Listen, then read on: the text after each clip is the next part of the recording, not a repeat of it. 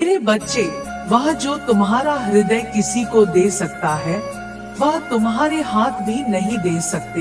मौन होकर भी जो तुम्हारे व्यवहार से कहा जा सकता है, वो संभवतः तुम्हारे शब्द भी नहीं कह पाएंगे। जब तुम अपने आसपास के लोगों की प्रसन्नता में अपनी प्रसन्नता खोज लेते हो, तो दुनिया की कोई शक्ति कभी भी तुम्हें दुखी नहीं कर सकती है। कोई भी असफलता परेशान नहीं कर सकती।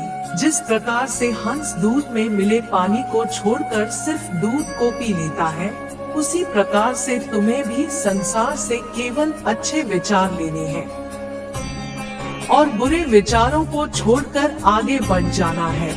अच्छे विचारों को आत्मसात करते हुए इतने व्यस्त रहो कि तुम्हें जीवन में द्वेष, ईर्ष्या, डर, दुख और पछतावे के लिए समय ही न मिले। ऐसा इसलिए क्योंकि जो अधिकतर समय खाली रहता है, उसी को सबसे अधिक खालीपन और दुख का आभास होता है। दुख यदि है भी तो भी उसका आभास को कम कर सकते हो। दुख का आभास कम होगा तभी तो तुम्हारी ऊर्जा सही दिशा में लग पाएगी। मेरे बच्चे, तुम्हारा मन जितना साफ होगा, उतनी ही आसानी से यह संसार की मझधार पार हो जाएगी। मन जितना निर्मल होगा, कर्म भी उतने ही बलवान होंगे। वैसे भी इस संसार के पार आकलन तुम्हारे कर्मों का ही होगा, तुम्हारी संपत्ति का नहीं। जब तुम्हारा विवेक तुम्हारी आदतों पर भारी पड़ने लगे, तब यह समझ जाना कि तुम सही रास्ते पर हो और तुम्हारी भक्ति, तुम्हारी साधना का फल मिलना तुम्हें प्रारंभ हो गया। मेरे बच्चे, अपने जीवन में आगे बढ़ो और खूब तेजी से बढ़ो, लेकिन संभल कर रहना, क्योंकि बहुत से लोग तुम्हारे गिरने की प्रतीक्षा में भी बैठे हुए हैं। जैसे ही तुम डगमगाए तो वो अपना सही रूप लेकर तुम्हारे सामने आ जाएंगे। इसके लिए संतुलन बनाए रहना, अपने हर कदम पर पूरा ध्यान रखना। किसी को खुश करना हो तो सबसे आसान है उसकी प्रशंसा कर दो। इस संसार में किसी को भी प्रसन्न करना है तो उसकी प्रशंसा करो, परंतु प्रशंसा करने के लिए झूठ भी बोलना पड़ता है। कोई यदि सच बोलेगा तो प्रशंसा ही नहीं, निंदा भी करेगा। जो निंदा करेगा वही तुम्हें सही मार्ग भी दिखाएगा, जिस पर बढ़कर ही तुम एक बेहतर व्यक्तित्व के रूप में उभर पाओगे। बुरा समय भी लोगों के कई रूप दिखा देता है। वो लोग जो जी जी कहते नहीं थकते थे, वो भी तू तू कहने लगते हैं। बुरा समय हर व्यक्ति को कभी ना कभी अपने जीवन में देखने को मिलता ही है। यही तुम्हें सही लोगों और परिस्थितियों से परिचित करवाता है। यही तुम्हें तैयार करता है एक नए मार्ग और लक्ष्य के लिए, बेहतर से बेहतरीन बनने के लिए। मेरे बच्चे, अपने जीवन में तुम जिस भी व्यक्ति से प्रेम करते हो, उससे कुछ प्राप्त करने की अपेक्षा मत रखो। प्रेम तो प्रदान करना सिखाता है, प्राप्त करना तो स्वार्थी व्यक्ति की निशानी। प्रेम में स्वार्थ का कोई स्थान नहीं है। तुम्हें भी अपेक्षा नहीं रखनी चाहिए, इससे दुख भी कम होता है और विश्वास भी प्रगाढ़ रहता है। और जहाँ विश्वास और भरोसा रहता है, वहाँ प्रेम अपने आप बढ़ता चला जाता है। तुम्हारी मेरे प्रति श्रद्धा ही तुम्हारी शक्ति है, जो तुम्हें कठिन परिस्थितियों से लड़ने की शक्ति देती है। तुम्हारी श्रद्धा ही तुम्हें सब कर्मों की ओर मोड़ रही है। यही सब कर्म तुम्हारे प्रारब्ध को भी बदलने वाले हैं। इससे तुम्हें वह भी प्राप्त होगा जिसकी अभी तक तुम्हें आशा भी नहीं थी। भले ही वह रिश्तों से संबंधित हो अथवा संपत्ति, स्वास्थ्य आदि से संबंधित, सब अपने आप होता चला जाएगा। एक भक्त हर सांसारिक कार्य में शारीरिक रूप से लिप्त होते हुए भी अपने आध्यात्मिक स्वरूप में एक दृष्टा की भांति समस्त सांसारिक गतिविधियों को देखता रहता है। तुम्हें भी इसी तरह सब अपने आप होता हुआ प्रदर्शित होने लगेगा। मेरे बच्चे, इस संसार में तुम जिस अवस्था से गुजरते हो, उसके लिए कोई अन्य नहीं, हम स्वयं भी जिम्मेदार होते हैं। ना तो तुम्हें कोई क्रोध दिला सकता है और ना ही तुम्हें कोई खुश कर सकता। यह सभी भाव तुम्हारे नियंत्रण में है।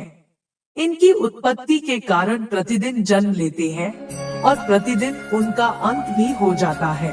लेकिन इन दोनों ही परिस्थितियों में तुम भावनाओं के वशीभूत मत हो जाना, इससे बचना है। तो मेरा स्मरण करते रहना। मैं यह नहीं कहता कि कुछ भी अनुभूति करना ही बंद कर दो, परंतु भावनाओं के वश में मत खो जाओ, उन्हें अपने वश में रखो। तभी तुम प्रत्येक परिस्थिति में अपने लक्ष्य पर पूर्ण ध्यान केंद्रित कर पाओगे। मेरे बच्चे, अपने जीवन में सदैव ऐसे लोगों को स्थान दो जो तुम्हारी कमियों को देखकर भी तुम्हारा साथ न छोड़े। तुम्हारी प्रतिभा देखकर तो समस्त संसार ही तुम्हारा साथ दे देगा। जो तुम्हारी कमियों को जाने, उन्हें समझे, उन्हें स्वीकारे और फिर उन्हें सुधारने में तुम्हारा सहायक बने। वही व्यक्ति तुम्हारे अच्छे समय में तुम्हारे योग्य है। ऐसे ही लोग तुम्हारे अपने कहे जाने के योग्य है। जो तुम्हारा अपना होगा वह मात्र तुम्हें खुश करने वाली बातें नहीं कहेगा, वह तुम्हारी आलोचना भी करेगा। निर्णय तुम्हारा है, मात्र खुश होना है तो प्रशंसा सुनते रहो। बेहतर और उत्तम बनना है तो निंदा सुननी पड़ेगी। अपनी कमियां और गलतियां बताने वालों की बात सुननी पड़ेगी। इन गलतियों को सुधारना पड़ेगा, तभी तुम जीवन में कुछ अच्छा कर पाओगे। तभी तुम सही तरीके से जीवन में आगे बढ़ पाओगे। समस्याएं सभी के जीवन में आती है। हम सब अपने अपने तरीके से इससे लड़ते भी हैं। परंतु कई बार तुम समस्या से हारा हुआ और टूटा हुआ महसूस करने लगते हो। ऐसे में होता यह है कि तुम एक समस्या के बारे में मन ही मन सोच कर उसे इतना अधिक बड़ा बना देते हो, जितनी बड़ी वो समस्या असल में होती भी नहीं है। जैसे किसी हाथी को उसके सामने खड़ा जीव अपने कद का दोगुना दिखाई पड़ता है, उसी प्रकार से तुम्हें भी वह समस्या दोगुनी कठिन और बड़ी प्रतीत होने लगती है। ऐसा करना छोड़ दो। जितनी सहजता से सफलता को स्वीकारते हो, उतनी ही सहजता से समस्या को भी स्वीकार करो और उसका समाधान करो। मेरे बच्चे, सांसारिक संबंधों को निभाना आसान नहीं। इसके लिए कई बार सहमत न होते हुए भी सामने वाले की बात को समझने का प्रयास करना पड़ता है। सामने वाले से कोई भूल हो जाए तो उसे क्षमा भी करना पड़ता है। इसी को क्षमा करना हमें बड़ा ही बनाता है। इससे हमारे और सामने वाले के मन को शांति भी मिलती है। ऐसी परिस्थितियों को समझना होता है। हर धर्मिता छोड़नी पड़ती, हर धर्मिता में हमें मूर्खता की ओर अग्रसर करती है। यही मूर्खता गहरे से गहरे संबंधों के टूटने का कारण भी होती है। इस संसार में किसी भी प्रकार का परिवर्तन कभी भी पीड़ादायक नहीं होता है।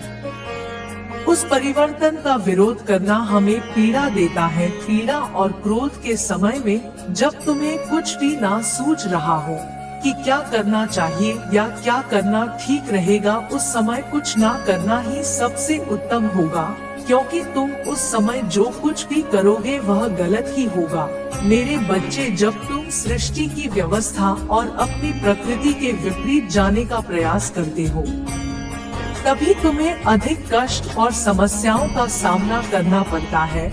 जो हुआ है, जो हो रहा है, जो होने वाला है, इन सब का एक कारण होता है, कोई उद्देश्य होता है जिससे तुम अनभिज्ञ हो। इसका उत्तर भी समय स्वयं ही तुम्हें दे देगा। बस जो भी अच्छा या बुरा इस संसार से मिल रहा है, उसे स्वीकार करते चलो। जीवन को मुर्दों की भांति नहीं, जीवन कथा के सबको नष्ट और दुख उसी प्रकार से अटल सत्य है जिस प्रकार से सुख दोनों एक दूसरे के विपरीत होने के साथ ही एक दूसरे के पूरक भी है। इनसे भयभीत मत हो, प्राकृतिक रूप में इन्हें स्वीकार करो। मेरे बच्चे, कुछ अच्छा और बड़ा करने के लिए हमेशा अवसर खोजते रहना या अच्छे अवसर की प्रतीक्षा करना बिल्कुल व्यर्थ है। तुम जीवित हो, सही सलामत हो, क्या यह एक अच्छा अवसर नहीं है? इससे अधिक अच्छा अवसर और क्या चाहिए तुम्हें? किसी भी अवसर अथवा व्यक्ति की प्रतीक्षा में बैठे रखोगे तो क्या हासिल होगा? सिर्फ समय नष्ट होगा। सदा प्रसन्न रहने का एक ही तरीका है, सबसे पहले अकेले हो जाओ, अपने आप से खुश रहना सीखो, स्वयं से प्रेम करना सीखो, अपने आप में आनंदित होना सीख जाओ। तब भी जब तुम्हारे आसपास कोई ना हो, तब भी जब तुमसे मिलने कोई ना आए, इतने प्रसन्न में कि तुम किसी की प्रतीक्षा करने का विचार भी ना कर पाओ। अब तुम स्वयं में संपूर्ण हो चुके हो, तुम्हें अब किसी की प्रतीक्षा नहीं होगी। कोई आ गया तो अच्छा है, परंतु यदि कोई नहीं आया तो भी तुम प्रसन्न ही रहोगे। जब तुम और तुम्हारा मन इस स्थिति को प्राप्त कर लेंगे, तो वही समय सही होगा किसी भी प्रकार के संबंध को आगे बढ़ाने का। अब जब तुम आगे बढ़ोगे तो किसी रंग की भांति नहीं, अपितु एक राजा की भांति आगे बढ़ोगे, मांगने और गिड़गिड़ाने वाले नहीं, प्रदान करने वाले और प्रसन्नता बांटने वाले बनोगे। जब तुम इस स्थिति में पहुंच जाओगे तो तुमसे मिलने वाला कोई भी व्यक्ति कभी तुम्हें छोड़कर नहीं जा पाएगा। इस स्थिति का अपना ही एक सम्मोहन होता है। स्मरण रहे, जो स्वयं के साथ प्रसन्न नहीं रह सकता है, वह कभी किसी को ना तो प्रसन्नता प्रदान कर सकता है और ना ही स्वयं प्रसन्न रह सकता है। मेरे बच्चे, जीवन सुख और दुख दोनों की ईंटों से बना होता है। इस जीवन में हम जो सबसे बड़ी भूल करते हैं वह यह है कि हम सुख से अधिक दुखों पर ध्यान केंद्रित करते हैं। दुख मात्र हमें अतोत्साहित करने का कार्य करते हैं। इसके साथ ही दुख हमारा बहुमूल्य समय भी नष्ट करते हैं। वहीं दूसरी ओर यदि हम सुखों पर अपना ध्यान केंद्रित करते हैं तो यह हमारे आत्मविश्वास को बढ़ाता है। यह हमें प्रेरित करता है कि हम जीवन में बड़े कार्यों को संपादित करें। यही कारण है कि हमें अतीत के लोगों से अधिक सुखों पर ध्यान रखना चाहिए, उन्हीं का स्मरण करना चाहिए।